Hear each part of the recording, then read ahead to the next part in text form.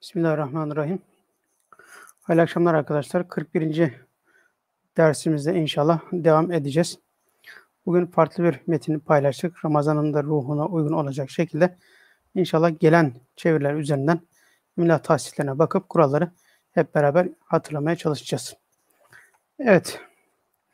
İnfaktaki ikram başlığı altında bir yazımız vardı. Yetiştirebilen arkadaşlar gönderdiler. Şimdi onların üzerinden devam edelim. İnfak bildiğiniz üzere if'al kalıbında babında bir kelime, yani nun, fa, fe, kaf, nafak, nafaka. Bunun if'al kalıbına girmiş şekli infak. Hemen arkada da ikram, yine aynı şekilde aynı babtan kelimeler. Şimdi burada infakta derken babtaki uygun şekilde yazılmış. Eklerimize gelmiş. Ne de olsa problem yok. İkram kelimesi yine aynı şekilde. Babımız neydi? Şöyle onu da yazalım. İf'al. Evet. Buradaki şu iki tane elif harfleri zait, diğerleri asli harfler idi. Dolayısıyla biz asli harflerini bildiğimiz hangi kelime olursa olsun bu kalıba sokabiliriz. Bunun özelliği neydi? Geçişli hale getiriyordu bir kelimeyi. İnfak, yani birisine kendi Cenab-ı Hakk'ın vermiş olduğu maldan vermek manasına. İkram da cömertlik etmek manasında. Bu babdaki kelimeler geçişli olur. Yani mutlaka karşıda bir tesir bırakır mef'ulü vardır. Evet. Hazreti Ali'nin, Hazreti Ali datla, evet. Ali'nin bu şekilde ayırabiliriz. Bugün Türkçemizde şöyle apostrof okuyoruz ama onun çok fazla tabii eski kullanımında yok. Biz koyarsak problem mi olur? Hayır. Bu şekilde ayrı yazmak özel ismi. Çünkü birleştirdiğinizde daha hani görüntü olarak Ali ismini bu tarzda görmeye alışkınız veya Ala diye okunabilir bu haliyle. Ama belki yazarken eğer birleştirmeyeceksek şurayı biraz yakın tutmakta fayda olur. Hazreti Ali'nin ağabeyi, bey kelimesi, kef harfinin özelliklerinden birisi neydi? Farklı şekillerde kafı, vavi, ya'yı gibi özellikleri vardı. Bey kelimesi, bugün y ile söylüyoruz. Ama bey, bek, Türkiye Cumhuriyetleri doğru gittiğinizde bek tarzında da söylenebiliyor biliyorsunuz. Burada yumuşak G ve Y okutuşuyla beraber gelmiş. Elif'in üzerine mutlaka medi koymak durumundayız. Evet, Cafer, yine Arapça kelimeler. Cafer, Ebu Talib'in. Talip, bakınız ismi fail babında, kalıbında ve in eki gelmiş. Oğlu. Hatırlayalım, eklerdeki ü sesleri y ile gösteriliyordu. Abdullah, evet. Abd ve Allah kelimeleri. Abdullah. Sıcak, kalın olduğu için bakın s sesi yerine sat tercih edildi. Güzel. Sıcak bir günde. Evet. Sadece burada bu yazıda en çok dikkatimizi çeken ne oluyor. Şuradaki kef çizgilerinin biraz aşağıda olması. Şöyle biraz yukarıya çekersek daha şık gözükebilir. Onu da hatırlatmış olalım. Evet. Şimdi burada ne yazıyor arkadaşlar? Kabile. Buradaki yazan kabile. Ama bizden istenen neydi? Kabile. Bakınız, farkı telaffuzdan görebiliyoruz, anlayabiliyoruz. Kabile, kabile. Dolayısıyla buradaki uzatma nerede? B'den sonra kabile. O zaman uzatmayı oraya koyacağız. Yani kabileyi şu şekilde B'den sonra bir Y koymakla göstereceğiz. Bu şekilde yazacağız. Kabile. Evet. Şöyle. Kabilenin, evet. Buradaki H hiçbir durumda birleşmez. Onu hatırlamış olalım, unutmayalım. Hurma. Arapça kelimeler olduğu için bakın yine elifle. Lığı yumuşadı. Na. Şuradaki Y, bakınız dikkat edin, düştü. Niye? Çünkü I ek almaya devam ettiğinde ne yapıyordu? Y düşüyordu. Evet. Hurmalığına inmişti. İnmek. Sonrasında mişli geçmiş zaman, dili geçmiş zaman Koyduk arka arkaya ve yazmış olduk. Abdullah. Evet. Burada daha önce de söyledik. Yine hatırlatalım. İsterseniz şu şekilde şedde ve çekerde koyabilirsiniz. Lafzatullah'la bütünleştiği için bunlar koyabilirsiniz. Burada dinlenirken dinlenmek Türkçe asıllı kelimeler, nazal nun kullanılan kelimelerden bir tanesi bu. Dinlenmek kelimesi. Burada güzel bakın, dinlenmek. Kelimenin kökü dinlenmek. Mek'ten önceki kısım. Dolayısıyla dinlenir derken L'den sonra H gelmeyecek. Çünkü dinlen. Kök bu. Kökü yazıyoruz. Ek almaya devam etti. L'nin olduğu hece açık hece oldu. Önemli değil. Kendisinden sonraki birleşen harflerle alakalı böyle bir şeyimiz yok. Kelimenin kökü bu olduğu için oraya L'den sonra H getirmiyoruz. Dinlen bitti. Ir geniş zaman ekini getirdik Y ile beraber. Sonra da diğer ekimiz gelmiş oldu. Evet. Hurmalıkta çalışan. Evet. Buralarda problem yok zaten. Hurmalıkta çalışan köleye. Güzel. Görüyorsunuz her şey ekleriyle beraber, olması gereken okuyucuyla beraber geldi. Yemek. Yemek kelimesi neydi arkadaşlar? İlk hecesindeki E sesleri Y ile gösterilen harflerden, kelimelerden bir tanesiydi. Dolayısıyla yemek tarzında yazılıyordu. Evet. Yani bu belki şu mantıklı olabilir. Yemek bildiğimiz isim manasında. Akşam yemeği dediğimizde yine aynı şekilde biz yemek olarak onu da yazıyoruz. Evet. Yani işin fiil kısmı da, isim kısmı da bu şekilde yazılıyor. Yemek vakti. Evet. Yemek vakti. 3 parça. Evet, vakti Arapça bir kelime. Y'yi koyduk. 3 burada gördüğünüz gibi ve parça kelimelerde yine okuyucuyla beraber koyduğumuzda problem olmuyor. Ekmek. Hemze gelmiş. Olabilir. Kolaylık olması açısından gösterebilirsiniz. Burada zaten kalın okumaya bir mahal yok. Çünkü kalın harf yok. Sesler de ince. Evet. Parça ekmek. Gelmekten geldiğini. Evet. Şurada di zaten vardı. Y'den sonra bakırız. Y yok. Çok güzel. Çünkü terk ediliyor. Geçen hafta böyle bir metin vardı, hatırlarsınız. O tarzda bir hatalarımız da vardı. Görmemize imkan tanımış oldu. Onun için dikkat çekmek için söylüyorum. Evet, geldiğini gördü. Yine aynı şekilde bakınız eklerdeki, açık hecelerdeki U, Ü sesleri Y ile yazılır. Güzel oturmuş bir kural. Adam. Bunu adam diye böyle şekilde, bu şekilde de yazabiliriz. Adem diye de yazabiliriz. Elifsiz. Şuradaki elifsiz de yazabiliriz. Adam. Evet, adam. Ekmeklerden. Görebiliyorsunuz. Ek, mim, kef, ekmeklerden. Evet. Ekmek kelimenin kökü zaten. Sonra çoğul ve ayrılma eki geldi. Problem yok. Birini burada bir kelimesi klişeleşmiş, y'ye gelmeyen bir kelime. Ek almaya devam ettiğinde işte kendisinden sonraki harfe birleşmeyen harf var burada. Açık hece olduğundan dolayı ne yaptı?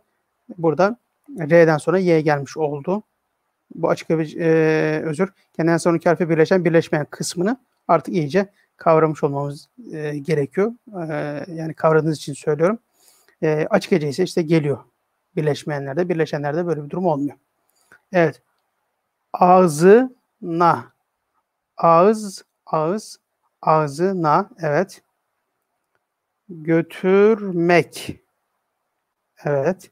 Bakınız sadece okuyuculara seslerin karşılığını koymamız yeterli oluyor. Sadece ne var burada? Ö olduğu için kef gelecek. İşte G olduğu için yine ne olur? İncesinde G. Kalın olsa da gayın gelecekti vesaire gibi. Götürmek üzere idi. Üzereydi. Evet. Üzere kelimesini üzre şeklinde yazıyoruz arkadaşlar. Z'den sonra H okuyucusu koymuyoruz. İdi, bunlar bitişik. Artık üzere idi deseydi ayrı bir elif gelecekti ama bitişik söylendiği için üzereydi. Oradaki elif düştü. Bu şekilde yazıldı ki. Evet. Şöyle bir uygulanmış kural var. Bunu hatırlatmak için söylüyorum. Bu tarz yazmakta problem olmamakla beraber şuradaki üzereydi ki dediğimizde İşte di ki.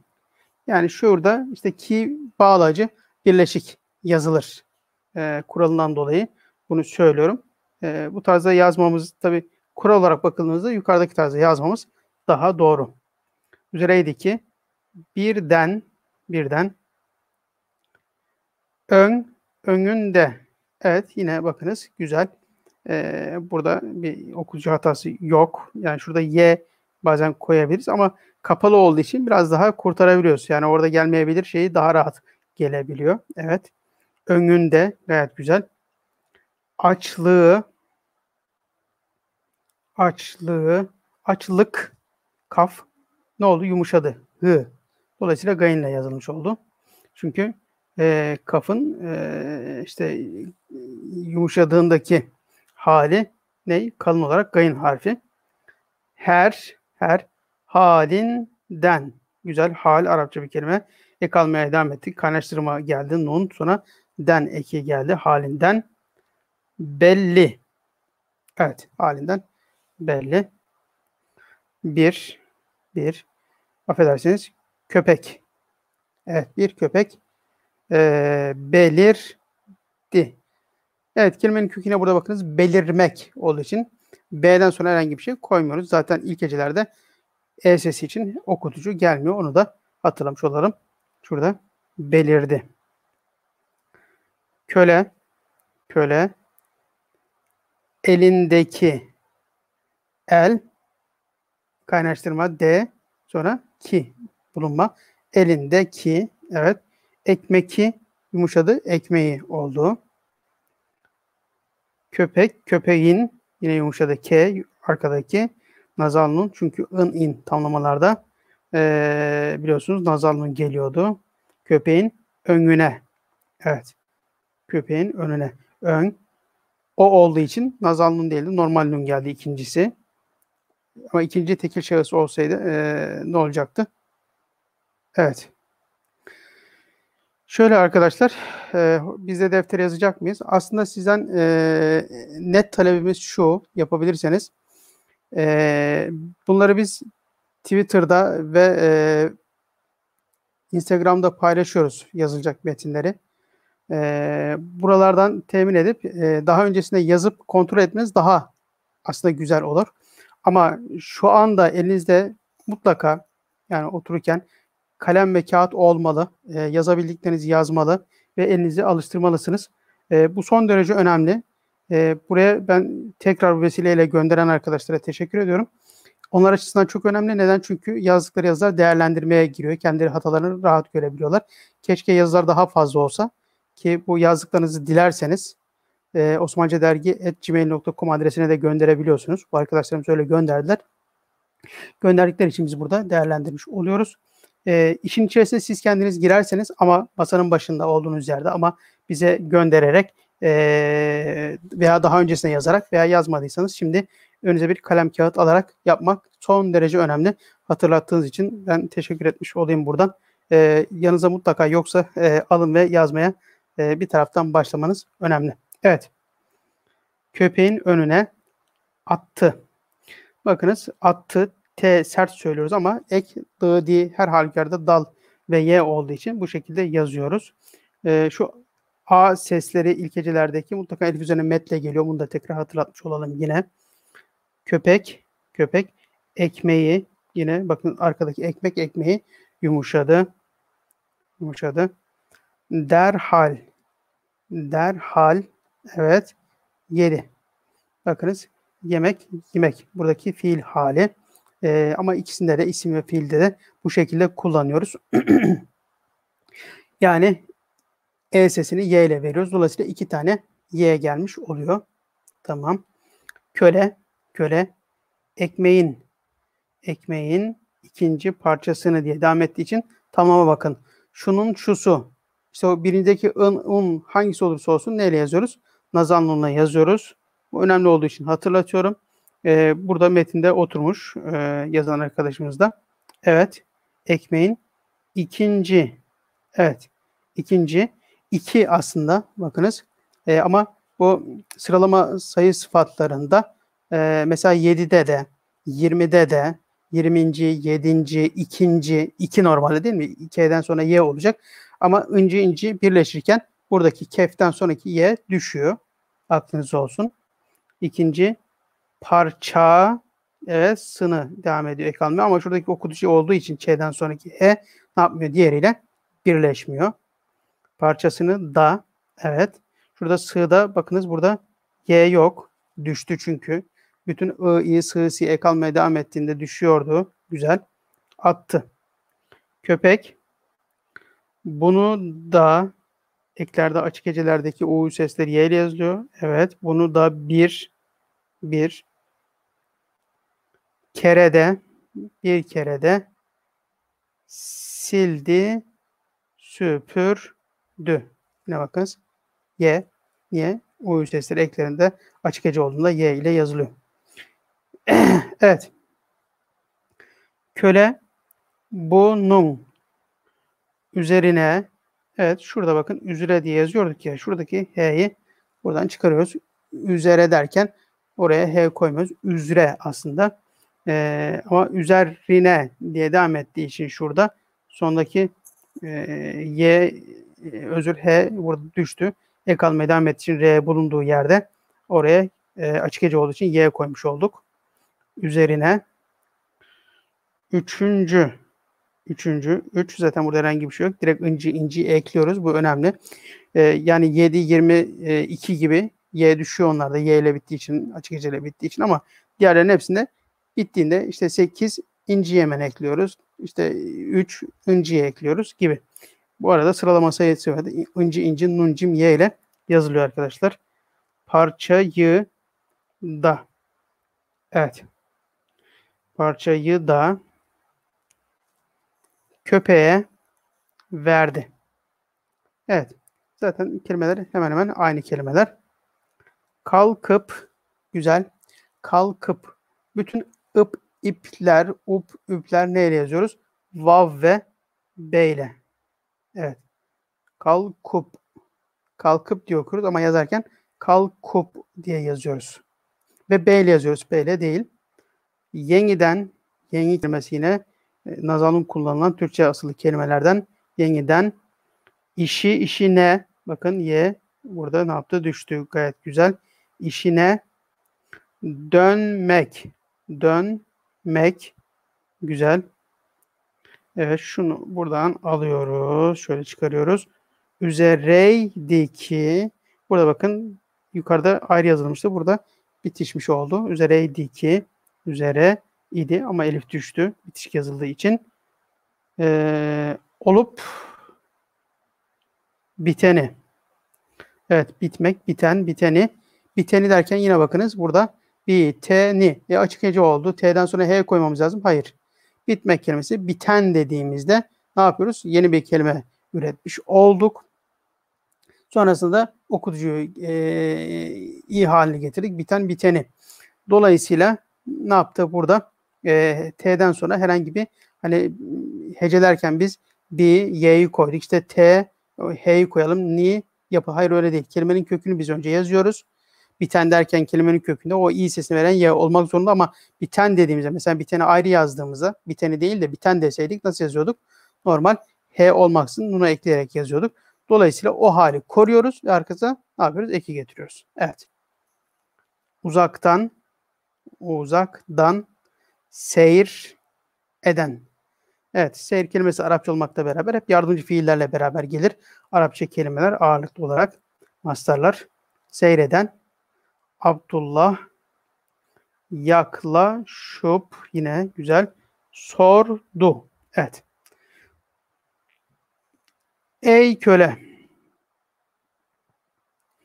bugünkü.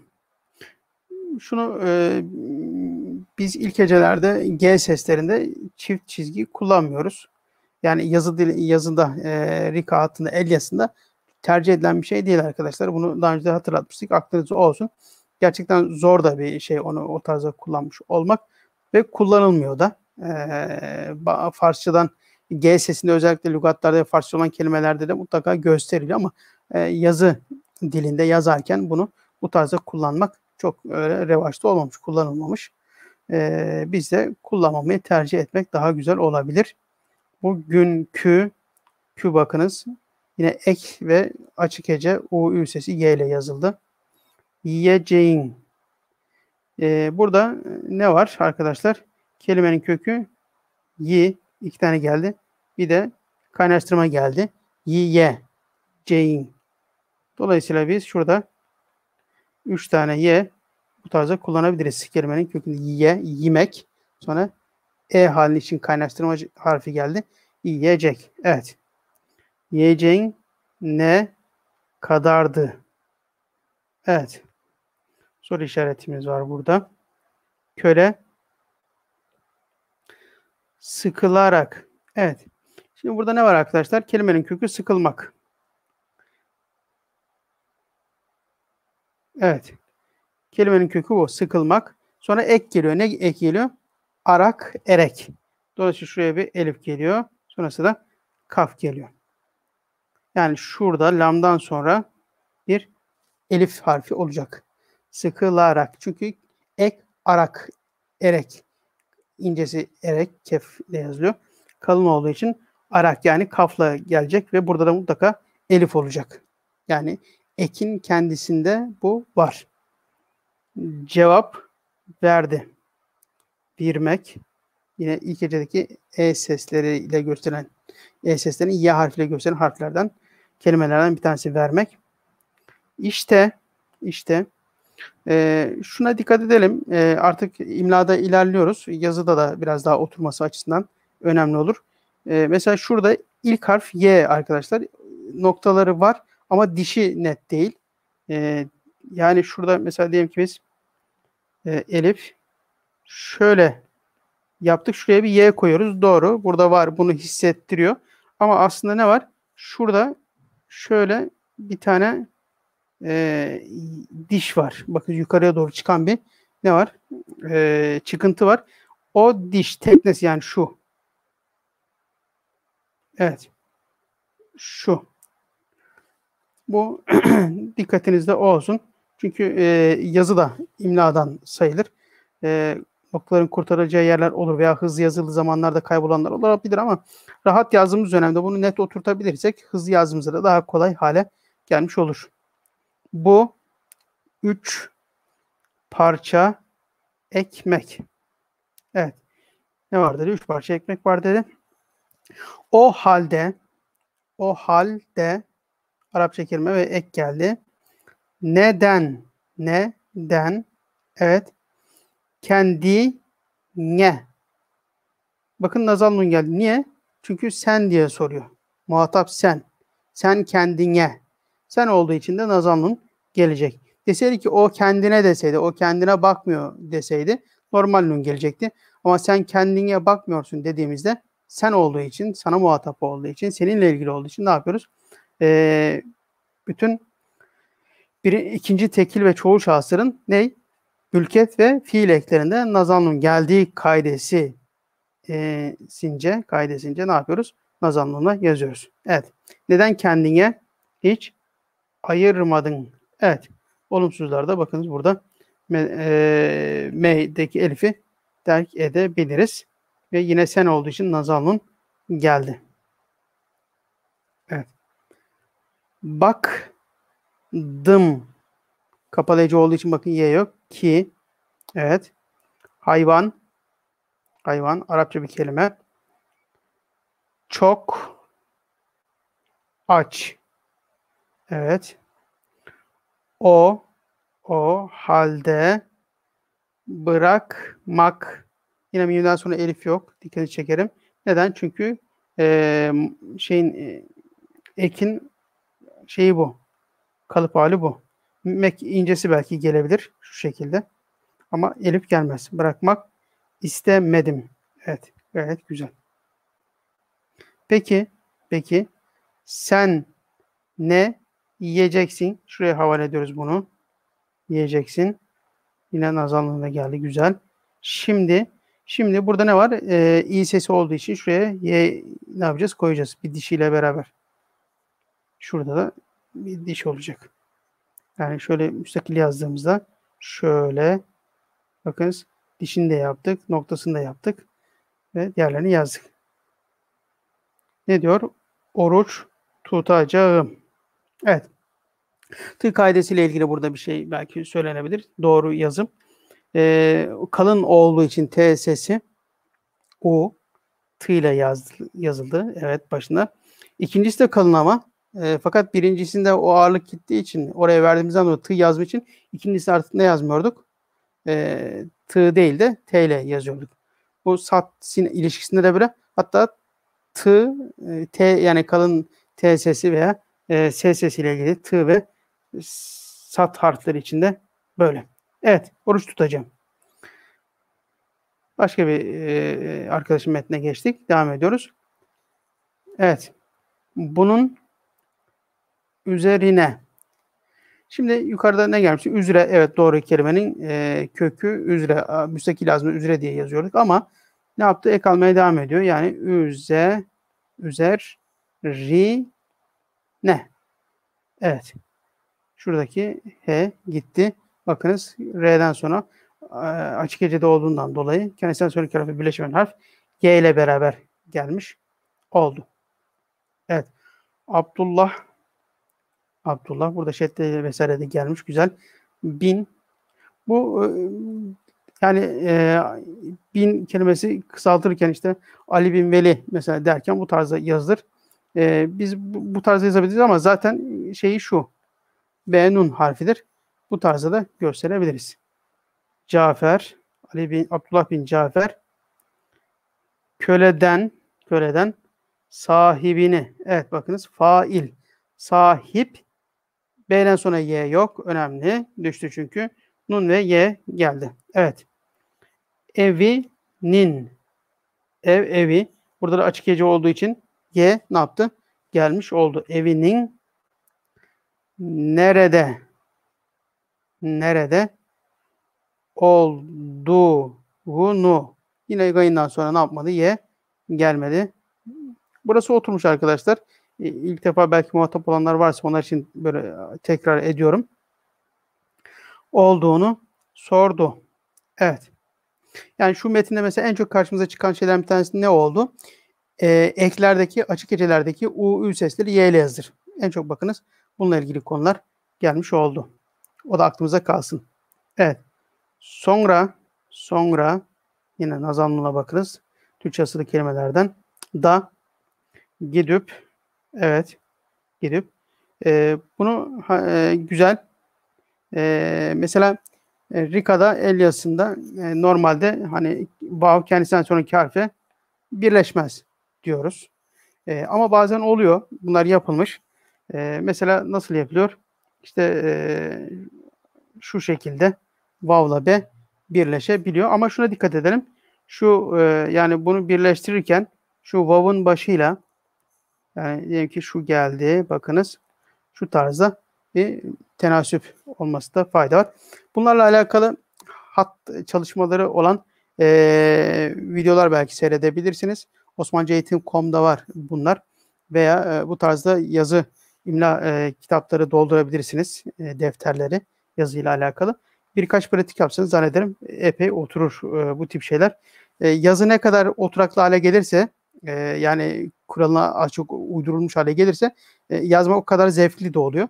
Bir de nerede başlayıp nerede biteceğini rahat kestirebildiğimizden dolayı mesela bugün Latin harfleri yazarken ne yapıyoruz? Hızlıca yazıyoruz. Tabii yazımızın durumuna göre. Mesela benimki çok iyi de iyi değil yani yazmam. Halbuki güzel olsa mesela daha farklı olabilir. Osmanlı Türkçesi için de aynısı geçerli. Başlangıcı, bitişi, istifleri nereden nasıl geliyor kısmı, ne nerede birleşip devam ediyor gibi kısımlar yani yazmada bizi rahatlatır, fayda sağlar. Bir de yazdığınız yazının tabii o zevkini de insana yaşatır. Tabii arkadaşlar için bir şey söylemiyorum. Yanlış anlaşılmasın, konu geldiği için söylüyorum. Bunlar akılda kalıcı olursa daha net oturur. Evet. Gidip adamdan veya Adem'den, yukarıda elif de gelmişti. Bu şekilde de yazılabilir. Adam dersek bugünkü adam kelimesinin karşılığı olarak olabilir. Adem diye yazarsak da Arapçasıyla diğer türlü yazabiliriz. Evet. Girip adamdan bu hurmalığı, evet, içindeki. Bakın burada güzel bir şey var arkadaşlar. Nedir o? Kelimenin kökü nedir? İç. Değil mi? İç. Kaynaştırma geldi. D daha geldi. Evet. Dolayısıyla birleştirdiğimizde bakınız içinde. Buradaki ise nedir? İçün kelimesi. Evet. Bu müstakil için bağlaç olarak kullandığımız Ali Veli için gibi kullandığımız kelime var ya, bu kelime o. Ama buradaki içindeki dediğimizde şu iç kelimesinin kalmış hali. Evet. Yani zihin o tarafa gidebilir. Ama aklınız olsun.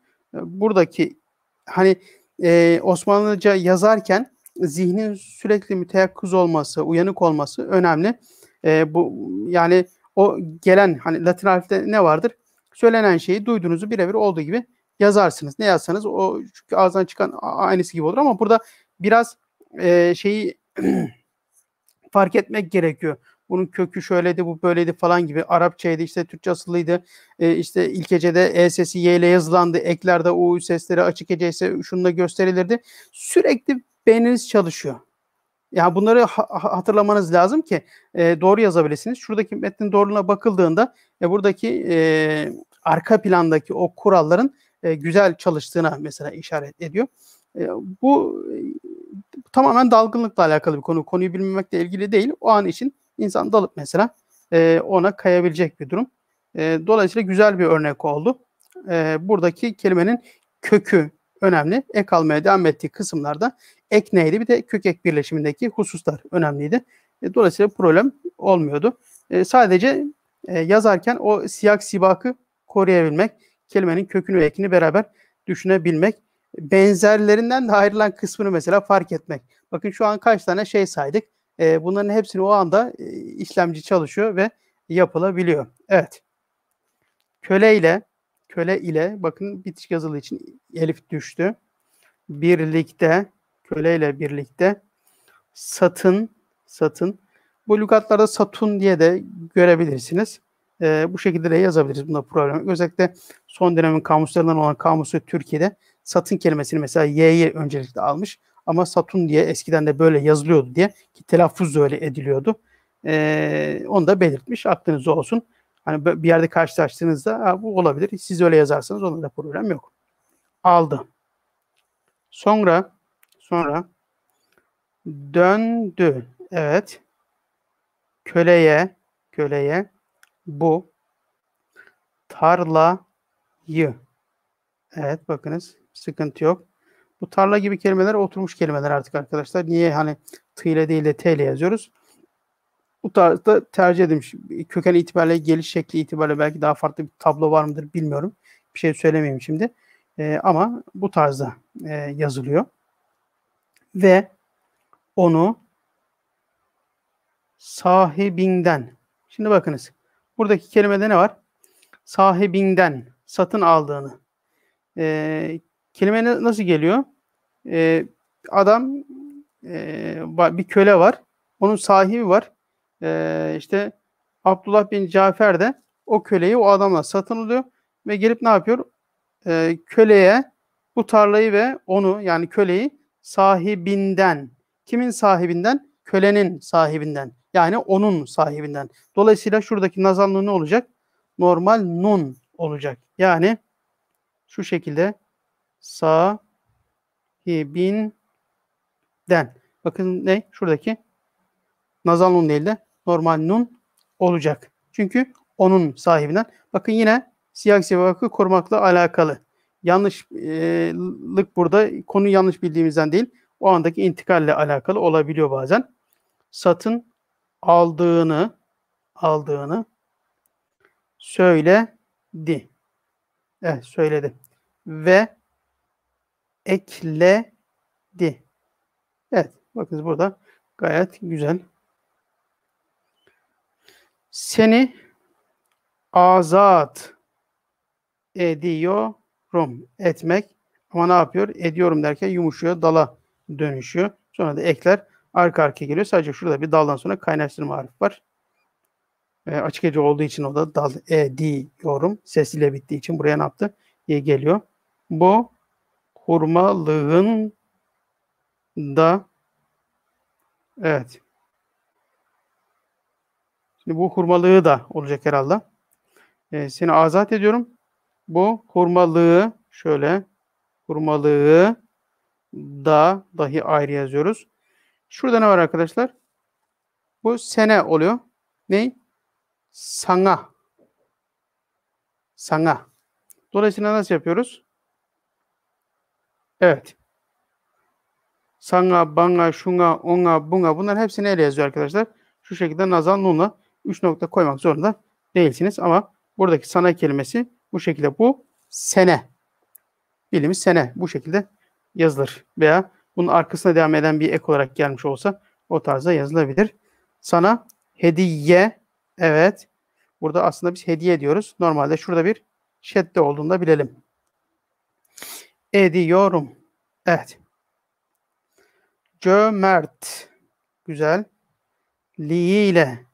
Bakınız şuradaki hatamız ne? Kalın ince meselesi. Yani şurada bir gayın harfi var. Biz biliyoruz ki gayın harfi yumuşak G'nin kalın karşılığı olarak geliyor. İncesi nedir? Kefin çift çizgili hali. Dolayısıyla şu şekilde yazmış olacağız. Evet. Şurada bir hatamız olmuş. Kalın ince meselesi bakın dikkat ederseniz. Meşhur, mef'ul, bütün sülasi mücerretlerin ismi mef'ulleri bu tarzda yazılır. Meşhur, Abdullah bin Cafer. Evet, güzel. Buralarda arkadaşlar şeyleri hep mesela şuradaki şeyi şu şekilde satıra oturtarak yazalım. R'yi değil de cimvayın vesairesini devam ederken oturtalım. Kendisinden daha daha cömert. Evet. Eklerle beraber geldi. Birini evet tanıyıp şurada bakın gayet güzel ama şunları ayırmaya gerek yok. Bu şöyle anlaşılabiliyor herhalde. Y ile biten bir kelime Y ile başlayan ek aldığında ayrı yazılır. Fakat buradaki o tarzda değil aslında. Şöyle. Evet. Tanıyıp yazıyoruz. Tanımadığı. Şurada madığı, mediği, elif yok. Güzel. Sorulduğunda. Evet, sorulmak. Edilgenlerde Y ile de yani lamdan önce Y konulabilir. Ama vav'la da yazıyoruz. Onda sıkıntı yok. Görülmek, sorulmak, efendim söyleyeyim daha farklı kelimeler. Bu olayı evet anlatır. Kelimenin kökü de bakın burada dikkat edin şimdi. Şu isim cümlelerinde kullanılan ekimiz aleki. Ama biz ne yapıyoruz? Anlatır diyoruz. Fiilin geniş zaman eki gelecek. Dolayısıyla burada kelimenin köküne anlat ve geniş zaman eki geldi. Yere. Dolayısıyla bunu nasıl yazıyoruz? Anlatır. T'ye ve R ile yazıyoruz. Evet. Ve ama o köpeğe topu 3 parça evet ekmek vermiş nun efendim kaf gibi harflerin noktaları arkaya da eklenebiliyor biliyorsunuz. vermiş. Sense. Güzel. Sen ise veya sense. Böyle sense gibi görünce değişik geldi bir an. Sen ise veya sense. Evet. Yukarıda bir şey demiştik bakınız. Sana. Hatta şöyle yazalım. Burada da ona var çünkü. Sana, bana, ona, şuna. Bakın bunların hepsi bu tarz arkadaşlar. Şurada da ona kelimesi bu tarzda yazılıyor. Evet. Ona koskoca bir hurmalığı ve hürriyetini. Evet. Hürriyet. Sonra nun ye. Buradaki ye düştü. Gayet güzel. Hürriyetini vermişsin. Evet. Şurada da yine hürriyet derken mesela şu tarzda yazabilirsiniz.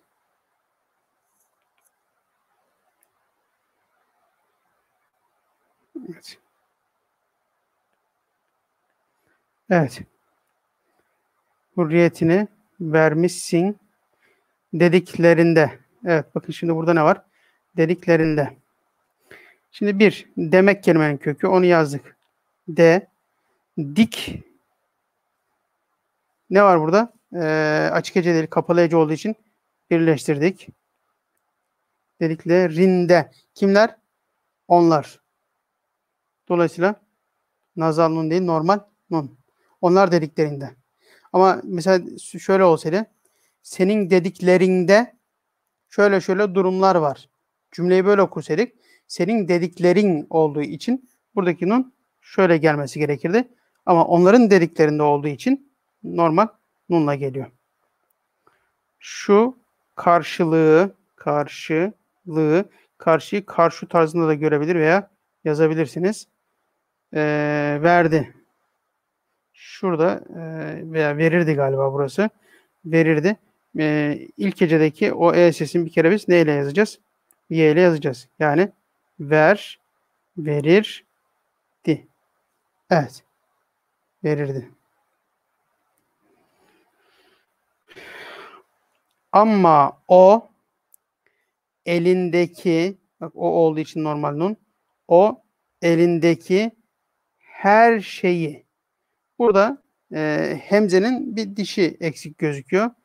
Şey sonra hemzenin dişini koyalım. Şuraya bir dişi olsun. Ve y'yi koyalım. Şurada dolayısıyla bir dişi olacak. Her şeyi verdi. Ama o elindeki her şeyi verdi. Ben ise elimdekinin bir kısmını şunu şuradan alalım ve ne yapalım? Şöyle dişimiz eksik kaldı. Kısmını. Yani burada y olmayacak. Şuradaki y yok. Kısmını diye kalmaya devam ettiği için eki kaldırmış olduk. Evet arkadaşlar.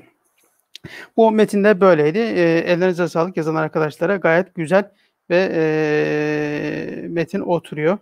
Yazılarda oturuyor.